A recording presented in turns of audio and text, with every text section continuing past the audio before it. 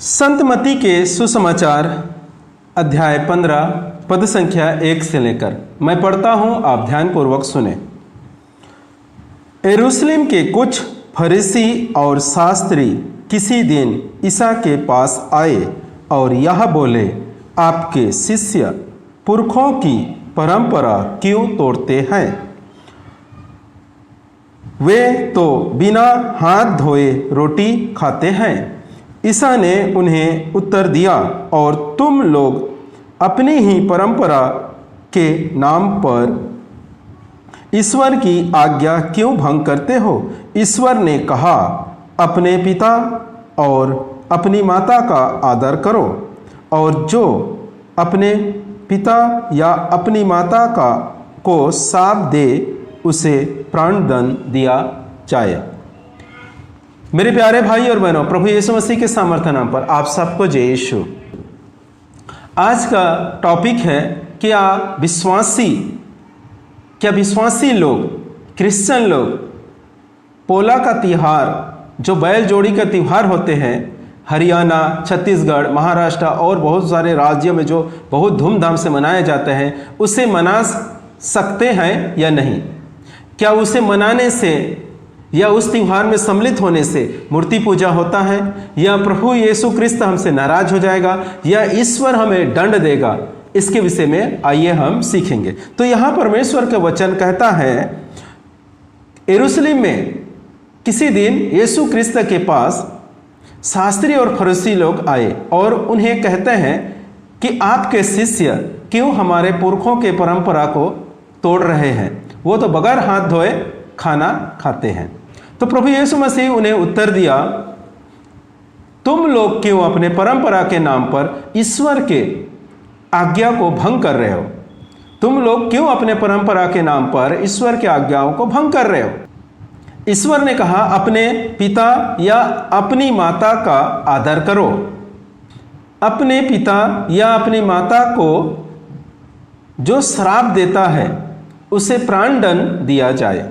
ये ईश्वर का आज्ञा है, और इससे यहूदी लोग, इस्राएली लोग अपने परंपरा के नाम पर रद्द कर रहे थे। अब कैसे रद्द कर रहे थे उसे भी थोड़ा सा हम देखेंगे, फिर आगे हम पोला तिहार की ओर बढ़ेंगे। तो यहाँ पर क्या कर रहे थे? देखो, परमेश्वर का आज्ञा क्या है कि अपने माता और अपने पिता का आदर करना है, उसे पालन पोषण करना है, उसे जीवन है जब तक उन्हें अपने पास रखना है, उन्हें संभालना है एक छोटे बच्चे की तरह। लेकिन यहूदी लोग क्या कर रहे थे कि जो उन्हें लाभ होना चाहिए था, जो उन्हें देना है, माता पिता को जो खर्चा लगता है, उसे वो लोग क्या कहते थे, हम वो पैसे को मंदिर में अर्पण कर रहे हैं तो हम इसे क्या दें?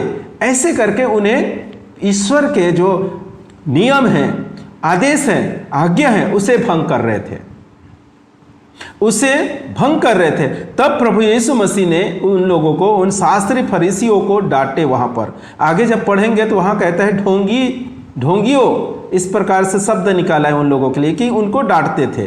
क्यों? वो लोग अपने परंपरा के नाम पर ईश्वर के वचन को, ईश्वर के आज्ञाओं को रद्द कर रहे थे। लेकिन आज के जब हम शास्त्री फरीसियों को देखते हैं, आज के शास्त्री फरीसी कौन लोग हैं? जो चर्च में बैठकर हमें नियम देते हैं, कायदा कानून देते हैं, वो लोग हैं आज के शास्त्री फरीसी, आधुनिक युग के शास्त्री फरीसी लोग हैं। और वो लोग आज हमें क्या नियम दिया है कि यदि आप कोई भी विश्वासी हो, यदि आप हिंदू लोगों के साथ यदि पोला का त्यौहार मनाते हैं तो ये मूर्ति पूजा है, ये मूर्ति पूजा है। उनके साथ खाना नहीं खाना है, उनके साथ त्यौहार में सम्मिलित नहीं होना है, उनसे थोड़ा से दूरी बनाकर रखना है, नहीं तो ये मूर्ति पूजा है। परमेश्वर इन्हें ऐसे लोगों को क्या बोलते हैं, दंड दिया जाएगा, दंड देगा और नरक में डालेगा। ये आज के जो शास्त्री फरीसी लोग हैं, उनका ये परंपरा, रीति रिवाज बन गया है।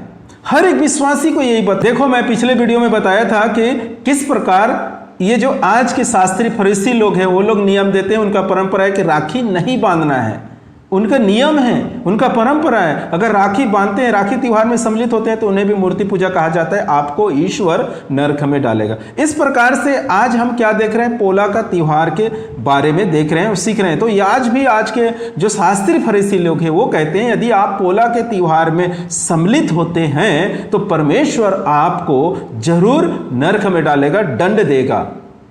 तो अभी देखिए परमेश्वर के वचन को कैसे और किस प्रकार आज के शास्त्री फरीसी लोग रद्द कर रहे हैं, उसे हम देखते हैं। परमेश्वर का वचन कहता है, आज भी उसी वचन को लेंगे, क्या बोलते हैं, निर्गमन ग्रंथ अध्याय 20 पद संख्या 12 में। ये ईश्वर का 10 आज्ञा में से चौथा आज्ञा है, अपने माता पिता का आदर और सम्मान करना है। यदि मैं आपको समझाना चाहता हूं, पूर्ण रूप से समझाना चाहता हूं, यदि देखिए आप भाई क्रिश्चियन है या विश्वासी और आपके पूरे परिवार हिंदू है, आपके पूरे परिवार हिंदू है और आप हिंदू लोगों के बस्ती में रहते हैं और आप एक कर्मचारी नहीं है, आप बिजनेसमैन नहीं है, आपके पास नौकरी नहीं, आप किसान हैं और आपके पास 2 जोड़ी या 3 जोड़ी बैल है, ठीक है। तो गांव में जो बाकी भाई, जो हिंदू भाई लोग हैं, बैल को नहला रहे हैं, बैल को सजा रहे हैं, तो आप क्या करेंगे? आपको क्या करना पड़ेगा? आप क्या करेंगे उनके बीच में? क्या आप उन बैलों को नहीं नहलाएंगे? क्या आप उनको नहीं सजाएंगे? क्या करेंगे बताइए मुझे। तो वो विश्वासी कैसे करे, क्या करेगा बेचारा? क्या ये त्योहार नहीं मनाने के कारण मेरे माता पिता हिंदू हैं, मेरे परिवार हिंदू है, उसमें मैं प्रेम कहाँ कर पा रहा हूँ? ये ईश्वर का वचन को नहीं रद्द करते हम। तो आज के जो शास्त्री फरीसी लोग हैं इस प्रकार से हमें सजेस्ट देता है, नियम देता है, परंपरा को दे रहे हैं। लेकिन परमेश्वर का वचन यहां पर कहता है तुम अपने परंपरा के नाम पर ईश्वर की आज्ञा को, ईश्वर के वचन को रद्द करते हो। ईश्वर के वचन क्या कहते हैं कि अपने माता पिता का सम्मान करो, अपने माता पिता को कभी दूर नहीं करना है, उसे सम्मान करना है, आदर सम्मान करना है, उसका पालन पोषण करना है। यदि मैं क्रिश्चियन हूं, मेरा माता पिता हिंदू है, तो कैसे होगा? मैं आपको एक उदाहरण बताना चाहता हूं, उदाहरण नहीं, ये सत्य घटना को मैं आपके पास पेश करना चाहता हूं। इस विश्व में हर कोई लोग जन्मदिन मनाते हैं, हर कोई, या हिंदू हो, मुसलमान हो, क्रिश्चियन हो, या जो भी भाई है, जिस धर्म से वो लोग हैं, वो सभी भाई लोग जन्मदिन मनाते हैं और उसे धूमधाम से मनाया जाता है। बहुत खर्चा करते हैं, पार्टी करते हैं, केक बड़ा से लाकर काटते हैं। तो उस दिन क्या क्रिश्चियन लोग जब एक क्या बोलते हैं जन्मदिन मना रहे हैं तो मूर्ति पूजा करते हैं? क्या हिंदू के परंपरा में शामिल नहीं हो रहा है? हिंदू लोग जिस प्रकार बनाते हैं उस प्रकार हम शामिल नहीं हो रहे हैं, नहीं मना रहे हैं। लेकिन वहां पर करते क्या हैं? वहां पर हम विश्वासी क्या करते हैं? अपने पास्टर या अपने अगवा या अपने धर्म गुरु को बुलाकर क्या करते हैं? प्रार्थना करते हैं। किसका? प्रभु यीशु मसीह का प्रार्थना करते हैं। कहते हैं परमेश्वर अब तक मुझे जीवित रखा, मेरे 10 साल के जन्मदिन है या 20 साल हो गए मुझे ये जन्मदिन मनाते हैं। तो उस बातों को प्रकट करते हैं और परमेश्वर को धन्यवाद देते हैं कि अब तक मुझे सही सलामत जीवित रखा। परमेश्वर मैं आपको धन्यवाद देता हूँ, लाख लाख धन्यवाद है। इस प्रकार से वहां पर प्रार्थना किया जाता है और फिर केक काटकर पार्टी मनाया जाता है, ठीक है, खाना होता है और जो भी सब चीज होता है। उसी प्रकार आप एक किसान हैं, उसी प्रकार आप एक किसान हैं और एक बस्ती में, कोई सा भी बस्ती हो, छोटा हो या बड़ा हो, जहां रहते हैं आप किसान हैं, आपके पास 2 बैल जोड़ी है और आप एक ही क्रिश्चियन है, आप अकेला क्रिश्चियन है उस बस्ती में और सभी भाई हिंदू है। तो क्या उनके साथ अपने बैल जोड़ी धोने में क्या मूर्ति पूजा हो जाएगा? उनके साथ अपने बैल को सजाने में क्या मूर्ति पूजा हो जाएगा?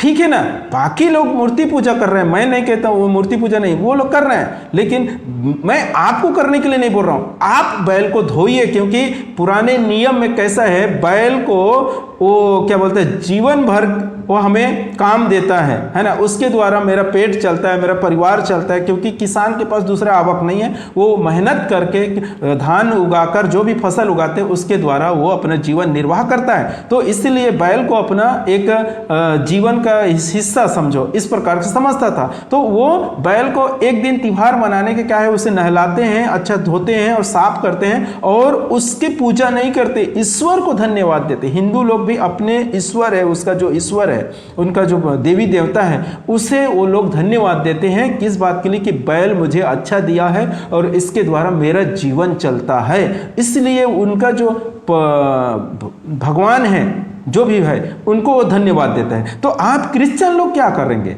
आप क्रिश्चियन क्या करते हैं? बैल को पूजा नहीं करना, बैल को सजाना और खिलाना। जो उस दिन बैल को क्या है, चारा नहीं, उस दिन जो इंसान खाते उस टाइप से पौड़ी बनाते हैं और अच्छे से पकवान बनाकर बैल को खिलाते हैं, क्योंकि इसके द्वारा मेरा जीवन चलता है। इस प्रकार किसान का सोच होता है। तो आप क्या करेंगे? आप उनके पूजा नहीं करना, आप ईश्वर को पूजा करना, ईश्वर को धन्यवाद देना। जिस प्रकार वो लोग अपने ईश्वर को धन्यवाद दे रहे हैं बैल के लिए, उसी प्रकार क्रिश्चियन भाई, विश्वासी भाई क्या कर सकते हैं? ईश्वर को धन्यवाद दे सकते हैं, प्रभु यीशु मसीह को धन्यवाद देते हैं। प्रभु यीशु मसीह, आपको मैं धन्यवाद देता हूं क्योंकि आपने मुझे ये सुंदर बैल दिया और मेरे किसानी में ये सहायता करता है, मदद करता है, इसलिए धन्यवाद देता हूं। प्रभु यीशु मसीह के धन्यवाद दीजिए और उस बैल को आप गांव में जिस प्रकार घुमाते हैं उस प्रकार घुमा सकते हैं। उसमें कोई मूर्ति पूजा नहीं है। इससे क्या होता है कि हम ईश्वर के वचन को रद्द नहीं करते हैं, ईश्वर के वचन में बना रहते हैं। और जब ये सब चीज आप नहीं करोगे अपने परंपरा के नाम पर, देखो जो पुराने नियम में शास्त्री फरीसियों को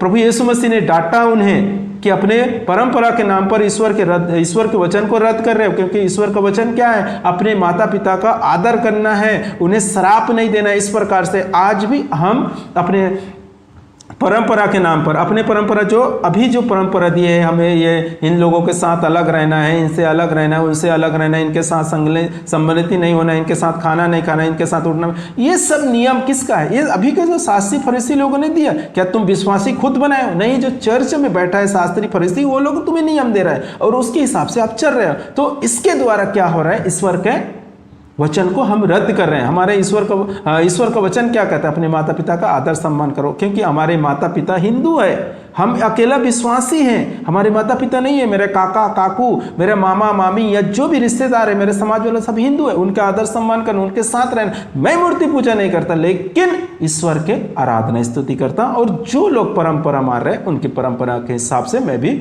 चलता हूं। देखो यहां पर परमेश्वर का वचन कहता है, संत मत्ती के सुसमाचार अध्याय 22 पद संख्या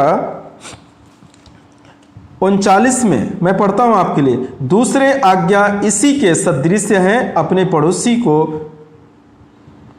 अपने समान प्यार करो। अपने पड़ोसी को अपने समान प्यार करो। इन्हीं दो आज्ञाओं पर समस्त साहित्य और नबियों की शिक्षा अवलंबन है। ईश्वर का वचन कहता है कि अपने पड़ोसी को अपने समान प्यार करो। तो कैसे उनके साथ बैठोगे नहीं, उनके त्योहार में सम्मिलित नहीं होगे, उनके साथ रहोगे नहीं, उनके साथ खाओगे पियोगे नहीं, कैसे आप अपने पड़ोसी से प्रेम कर सकते हैं? लोग तो कहते हैं हम दूर से प्रेम करते हैं। ऐसा होता है क्या? दूर से कोई प्रेम करता है?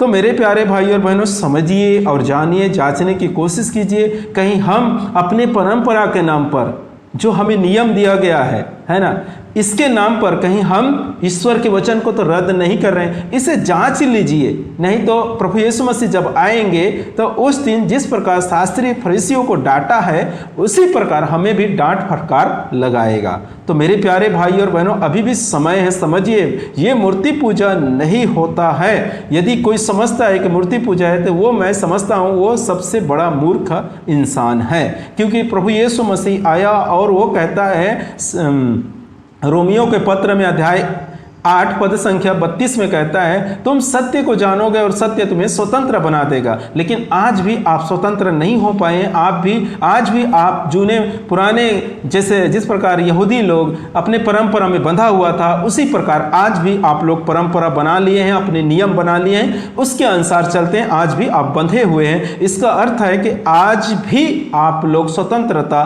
नहीं प्राप्त कर पाए हैं। मेरे प्यारे भाई और बहनों, स्वतंत्रता को प्राप्त कीजिए। अगर सत्य को जानेंगे तो स्वतंत्र, तुम्हें स्वतंत्र बना देगा। कौन स्वतंत्र बनाएगा? सत्य ही स्वतंत्र बनाएगा। तो मेरे प्यारे भाई और बहनों, आप समझिए कि यह मूर्ति पूजा नहीं होता। आप बेझिझक पोला का त्योहार का आनंद उठा सकते हैं। परमेश्वर इन वचनों के द्वारा आपको और आपके परिवार को भरपूर मात्रा में आशीष प्रदान करे। आमीन।